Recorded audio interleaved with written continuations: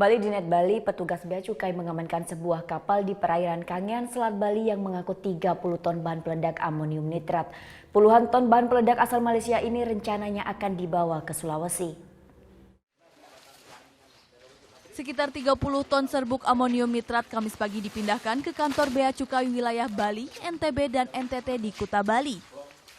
Terdiri dari 1.200 karung, bahan baku pupuk yang bisa dijadikan bahan peledak ini sebelumnya diamankan dari kapal motor Alam Indah di perairan Kangean, Selat Bali Rabu lalu. 6 anak buah kapal sampai saat ini masih diamankan untuk dimintai keterangannya.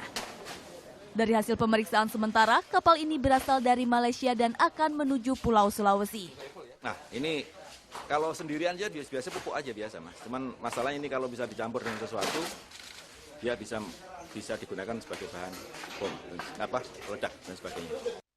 KMP Alam Indah telah diincar petugas dalam operasi Walasea karena berlayar di luar jalur pengawasan Bea Cukai.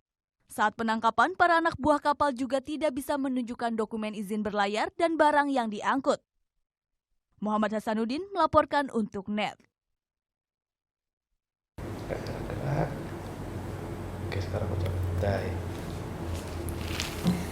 Udah selesai kan nontonnya? Nah, jadi jangan lupa buat like, komen, dan subscribe ya.